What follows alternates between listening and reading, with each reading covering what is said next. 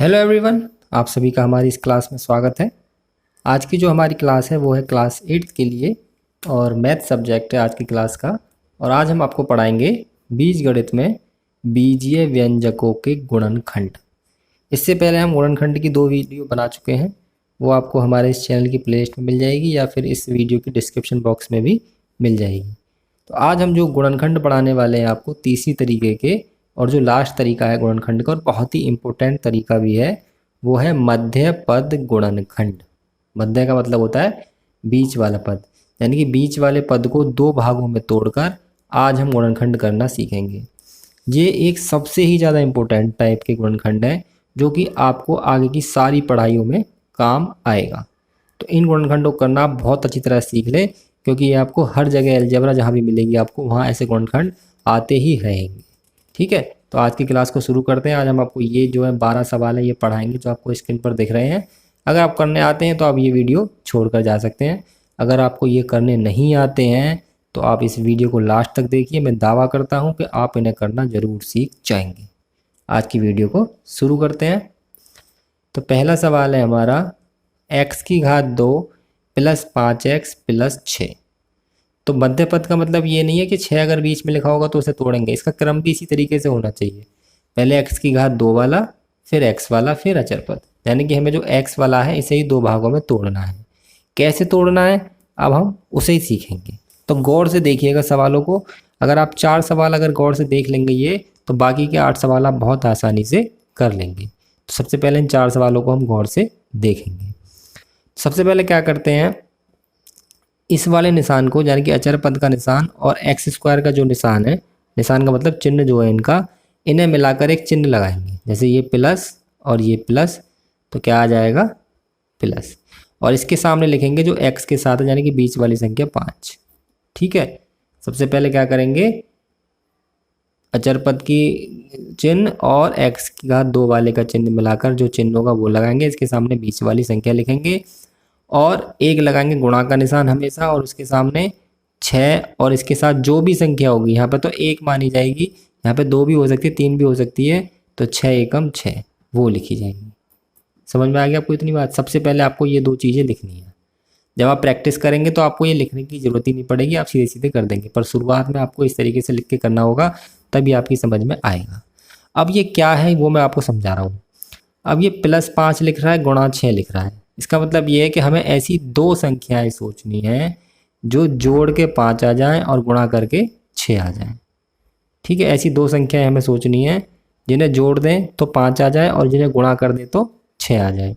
तो अब बहुत दूर जाने की ज़रूरत नहीं है, हमारी वो 2 संख्याएं होंगी 3 + 2 5 होते हैं और 3 × 2 6 होते हैं। ठीक है, कितना आसान है सोचना, ज़्यादा बड़ा बड़ा भी नहीं है। आप जब प्रैक्टिस करोगे तो आसानी से आप भी सोच लोगे।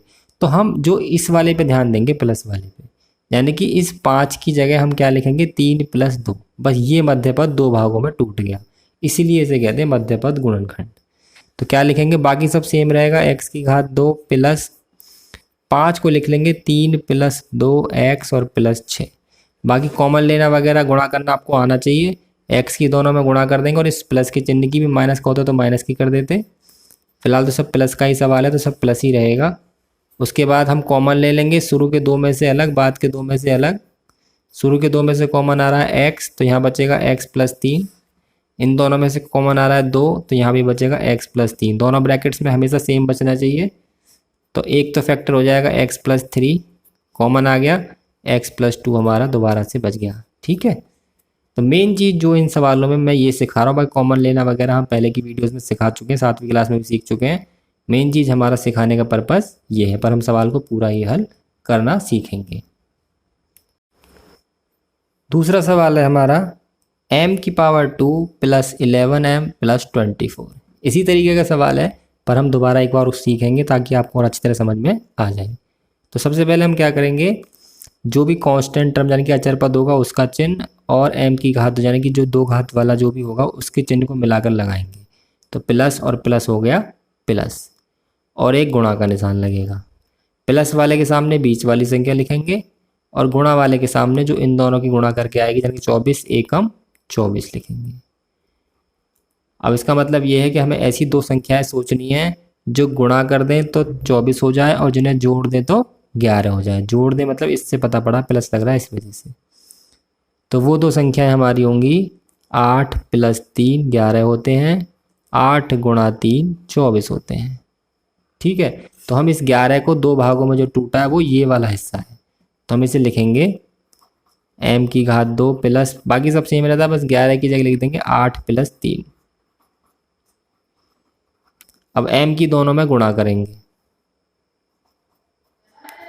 8m + 3m + 24। इन दोनों में से कॉमन लेंगे अलग, इन दोनों में से अलग, और हर लाइन बराबर चलना चाहिए हमारा गणित में। यहाँ से m कॉमन आ जाएगा m + 8, यहाँ से 3 कॉमन, यहाँ भी आ जाएगा m + 8। m + 8 फिर दोनों में से दोबारा कॉमन आ जाएगा, तो यहाँ बचेगा m और यहाँ बचेगा +3। इन दोनों की मल्टीप्लाई करेंगे तो हमें यही मिल जाना चाहिए, तो हम सही कर रहे हैं वरना गलत कर रहे हैं। ठीक है, अब करते हैं सवाल नंबर 3। सवाल नंबर 3 है हमारा, आपको दिख रहा होगा, y⁻2 + के 9y - 36। अब इसमें माइनस आ गया है तो यहाँ थोड़ा सा और ध्यान लगाइए क्योंकि ये थोड़ा अलग सवाल होगा। तो सबसे पहले मैंने क्या बताया, जो भी अचर पद है और जो भी दो घात वाली पद है उन दोनों के चिन्हों को मिलाएंगे, तो इसका माइनस है चिन्ह, इसका प्लस है, तो माइनस से प्लस इस बार हो गए माइनस, और एक गुणा का हमेशा लगाना ही है। इसके सामने हम लिखेंगे बीच वाली यानी कि y के साथ वाला, और गुणा के सामने 36 एकम 36। अब इस चिन्ह निशान से हमें पता चलता है कि हमें जोड़ के लाना है घटा के। तो अब हमें ऐसी दो संख्याएं सोचनी है जो घटाने के बाद 9 आ जाए और उन्हें गुणा कर दे तो 36 आ जाए। तो इसे सोचने का तरीका एक ये है कि हम ये सोचेंगे, इससे पता लगाएंगे, हम ये सोचेंगे कि कौन कौन सी संख्या गुणा करके 36 आता है। तो हमारे दिमाग में आता है 4 × 36, पर 4 और 9 को घटाएंगे तो 5 बचेगा, जबकि घटा कितना आना चाहिए 9। फिर हमारे दिमाग में आएगा 6 × 36 भी होता है, पर 6 और 6 को घटाएंगे तो वो तो 0 हो जाएगा। फिर हमारे दिमाग में आएगा 12 × 3 = 36 होता है, और 12 में से 3 घटाया तो 9 हो जाएगा। तो ये हमारा सही है। संख्याएं हैं वो 12 × 3 और 12 - 3। उसे यहाँ इस y की जगह हमें लिख देना है। तो ये हो गया y⁻2 + 12 - 3y - 36। फिर वही कॉमन ले लेंगे, गुणा करेंगे पहले इसकी, तो यह आ जाएगा y⁻2 + 12y - 3y - 36। इन दोनों में से कॉमन लेंगे y, इन दोनों में से 3 कॉमन आएगा, y कॉमन y + 12 माइनस के 3 कॉमन y + 12। ठीक है, अब क्या करेंगे, देखो y + माइनस जब भी कॉमन आता है तो अंदर वाले दोनों चिन्ह बदल जाते हैं, जैसे गुणा करने पर बदलते हैं वैसे कॉमन लेने पर भी बदल जाते हैं। तो आंसर आया y + 12 कॉमन लेने के बाद y - 3। ठीक है, अगला करते हैं a⁻2 + 3a - के 10। तो सबसे पहले क्या करेंगे, इनके चिन्हों को मिलाएंगे, ये माइनस और प्लस हो गया माइनस, इसके सामने लिख देंगे 3 और गुणा के सामने लिख देंगे 10 एकम 10।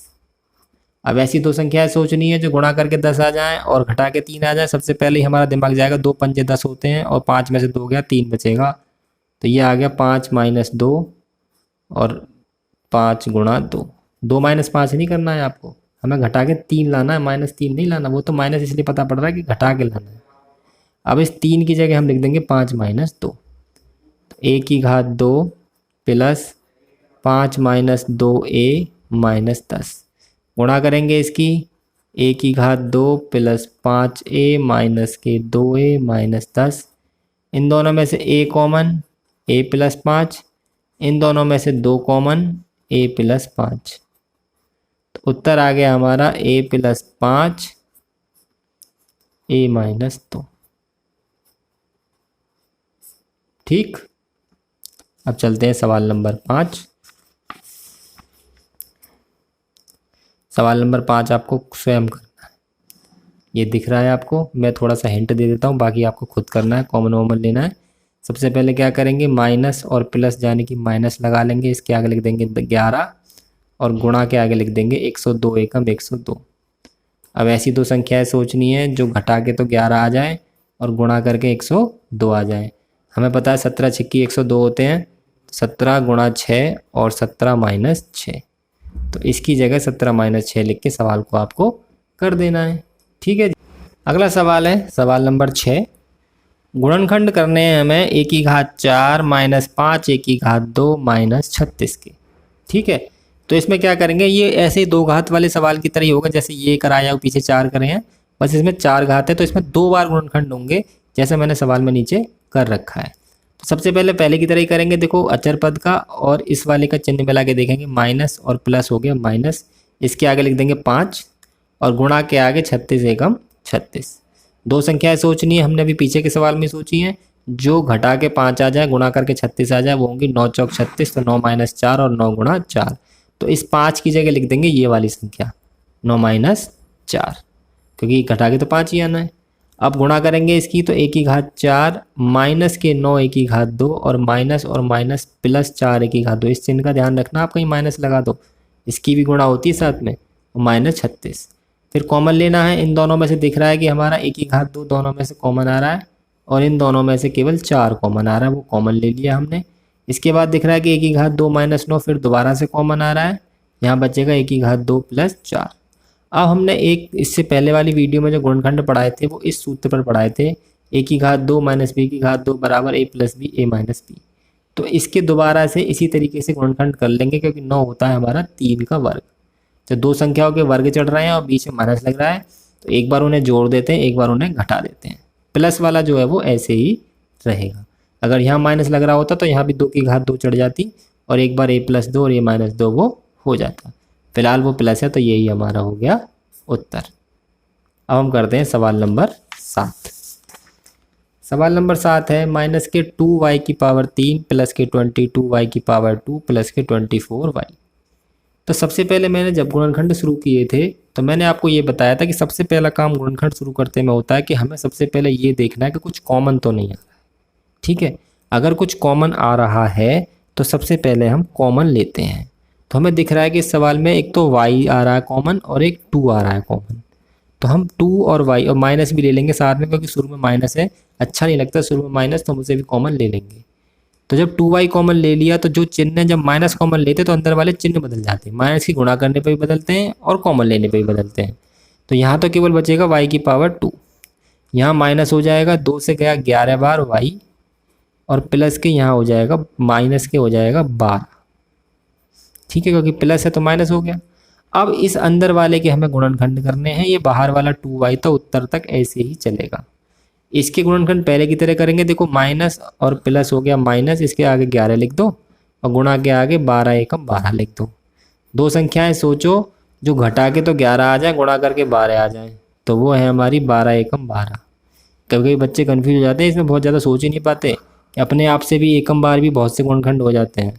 तो इसकी जगह लिख देंगे 12 माइनस 1। ये लास्ट तक ऐसे चलता रहेगा, तो इसकी वजह से हम एक बड़ा ब्रैकेट यूज करेंगे अब, क्योंकि छोटा ब्रैकेट हम यहाँ पर लगाने वाले हैं। ठीक है, इसकी गुणा करेंगे और माइनस की भी, तो ये आ जाएगा y की घात 2 माइनस के 12y प्लस के 1y, एक को लिखते नहीं है, इंटू y। इसमें से कॉमन आएगा y, इसमें से कुछ भी कॉमन नहीं आ रहा तो 1 कॉमन आएगा, तो ये हो गया माइनस के 2y, y common y minus 12 plus के 1 कॉमन y माइनस 12। तो गुणनखंड हो गए उसके माइनस के 2y y minus 12 y plus 1।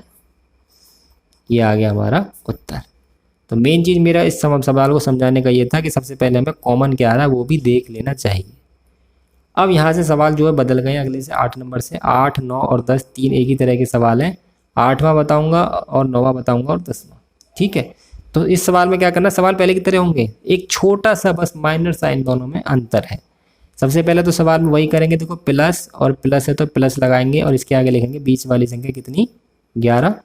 बस गुणा के आगे जो संख्या लिखेंगे वो इन दोनों की गुणा करके लिखेंगे, क्योंकि पहले वाले सवालों में यहाँ पर 1 था, यहाँ कुछ नहीं था ज़्यादातर सवालों में, तो 1 माना गया था, पर यहाँ पर कितना है 2 है, तो 14 दूनी 28। ऐसे यहाँ पे भी 2 है, यहाँ पे 4 है, वो सब अलग अलग सवालों में अलग तरह से है।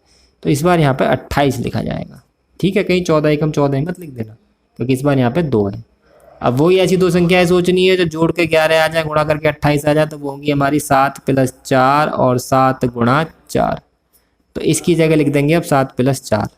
तो ये हो गया हमारा 2x की घात 2 प्लस 7 प्लस 4x और प्लस 14। x की गुणा करेंगे दोनों में, चूँकि प्लस का सवाल है तो चिन्ह पर ज़्यादा ध्यान देना नहीं है, प्लस ही रहते चले जाएंगे।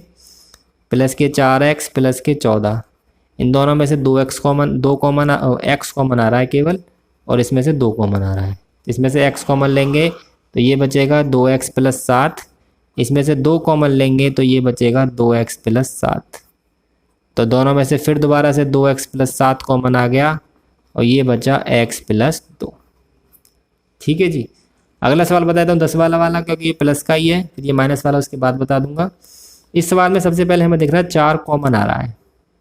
सबसे पहले 4 कॉमन लेंगे तो यहाँ बचेगा y की घात 2 प्लस के 6y और प्लस के 5। अब ये सवाल पीछे जो शुरू में 4 सवाल बताए थे उसी की तरह हो गया।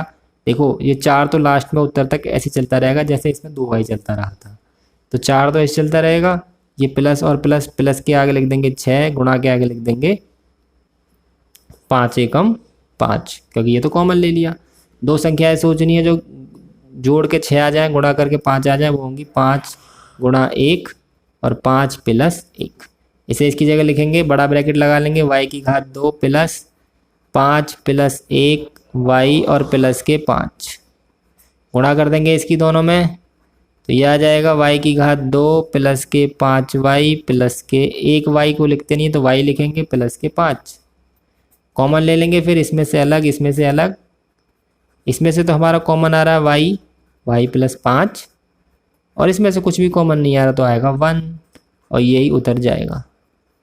तो फैक्टर हो गए इसके हमारे 4 y प्लस 5 और y प्लस 1, क्योंकि y प्लस 5 दोबारा से कॉमन आ जाएगा तो y प्लस 1 बचेगा। अगला सवाल है सवाल नंबर 9। ये इन दोनों सवालों की तरह ही है, खासकर इस सवाल की तरह, क्योंकि इसमें तो कॉमन लेने के बाद ये पहले की तरह ही हो गया था। ये इस सवाल की तरह है। सवाल है 2y की घात 2 माइनस के 5y माइनस 12। तो सवाल होता उसी तरीके से है, बस यहाँ पर अंतर आ जाता है। सबसे पहले क्या करेंगे, माइनस और प्लस तो माइनस आ गया, इसके आगे लिख देंगे 5 और गुणा के आगे लिखेंगे 12 दूनी 24। अब ऐसी 2 संख्या सोचेंगे जो घटा के आ जाएंगी 5, गुणा करके आ जाएंगी 12। ये संख्याएं होंगी हमारी 8 माइनस 3 और 8 गुणा 3। ठीक है, वो हम इसकी जगह लिख देंगे। तो 2y की घात 2 माइनस 8 माइनस 3y और माइनस 12, इसकी गुणा करेंगे इसमें तो आ जाएगा 2y की घात 2 माइनस के 8y और माइनस माइनस प्लस के 3y माइनस 12। इस चिन्ह का आपको ज़रूर ध्यान रखना विशेष रूप से। इन दोनों में से कॉमन आ रहा है हमारा 2y, तो बच रहा है y माइनस 4। इसमें से 3 कॉमन आ रहा है दोनों में से, बच रहा है y माइनस 4। कॉमन लेने के लिए आप हमारी 7वीं क्लास की वीडियो देख लीजिए, प्लेलिस्ट में जाकर आपको समझ में आएगा। y माइनस 4 दोबारा से कॉमन आ रहा है दोनों में से, यहाँ बचेगा 2y और यहाँ बचेगा प्लस के 3। ठीक है, ये वाले गुणनखंड का सवाल हो गया। अब चलते हैं आखिरी 2 सवालों की तरफ। आसान से सवाल हैं, इसी वाले टॉपिक पर हैं, इन्हें करते हैं और आज की वीडियो फिर ख़त्म होगी। सबसे पहले क्या करेंगे, हम इसे सीधा करके लिख लेंगे, क्योंकि इसमें अचर पद आ रहा है, फिर t आ रहा है, फिर t की घात 2। तो सीधा करके लिखेंगे तो यह आएगा माइनस के 6t की घात 2 माइनस के t प्लस के 1। बाकी सवाल पहले की तरह होगा। देखो प्लस और माइनस यानी कि माइनस का निशान लगाएंगे और इसके सामने लिख देंगे इसके साथ कितना 1। ठीक है जी, और गुणा के आगे लगा देंगे 1 छिक्की 6। अब ऐसी 2 संख्याएं सोचनी है जो घटा के 1 आ जाए, गुणा करके 6 आ जाए। 6 किसकी गुणा करेगा, 3 दूनी 6, तो 3 गुणा 2 और 3 माइनस 2। कोई दिक्कत? ठीक। इस t की जगह यानी कि इसके साथ जो 1 है, t की जगह नहीं, इसके साथ जो 1 है जो दिख नहीं रहा है पर है, तो सही दिख नहीं रहा है पर है, तो उसी जगह लिख देंगे 3 माइनस 2। 1 हमेशा मिस्टर इंडिया की तरह होता है, वो दिखता नहीं है पर होता ज़रूर है, हर किसी के साथ होता है 1। और ख़ासकर जो चर पद होते हैं उनमें हर किसी के साथ 1 माना जाता है, पर लिखा किसी के साथ नहीं जाता। तो गुणा कर देंगे अब माइनस के 6t की घात 2, ये हो जाएगा माइनस के 3t प्लस के 2t और प्लस के 1। कॉमन लेंगे इन दोनों में से, तो माइनस भी कॉमन आ रहा है देखो दोनों में से, और 3 भी आ रहा है कॉमन, और देखो t भी आ रहा है कॉमन।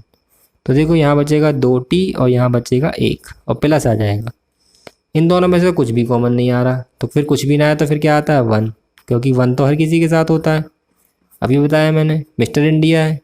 अब 2t+1 दोबारा कॉमन आ रहा है, तो यहाँ बचेगा -3t और प्लस का 1। ठीक है जी, अगला सवाल कर लेते हैं। 12y² -y-1। तो सबसे पहले क्या करेंगे, माइनस और प्लस हो गया माइनस, इसके आगे फिर दोबारा 1 लिख देंगे क्योंकि कुछ नहीं तो 1 माना जाएगा, और गुणा के आगे 1 की 12 में गुणा 12।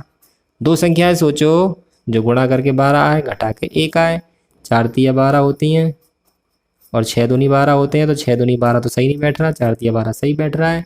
इसके साथ जो 1 है मिस्टर इंडिया, उसकी जगह लिख देंगे 4 - 3, तो ये आ जाएगा 12y² -4 - 3y-1। बाकी अब कुछ बचा नहीं है सवाल में, गुणा करो, कॉमन लो और सवाल ख़त्म। तो 12y² -4y प्लस के 3y-1, ये गुणा कर दिए हमने, माइनस की भी y की भी, इन दोनों में से 4 कॉमन, y कॉमन, तो यहाँ बचेगा 3y-1, इन दोनों में से 1 कॉमन, 3y-1। उत्तर आ गया इसका 3y-1 4y + 1। आज हमने आपको गुणनखंड के 12 सवाल बताए हैं। मध्य पद गुणनखंड बहुत ही इंपॉर्टेंट टाइप का गुणनखंड है, ये आपको समझ में आ गए होंगे। हमने अपना पूरा प्रयास किया है आपको अच्छी तरह समझाने का, फिर भी आपकी समझ में नहीं आई हो, कोई दिक्कत रह गई हो, तो आप कमेंट करके बताइए हमें, हम आपकी प्रॉब्लम को ज़रूर सॉल्व करेंगे। आज की वीडियो यहीं ख़त्म होती है, धन्यवाद।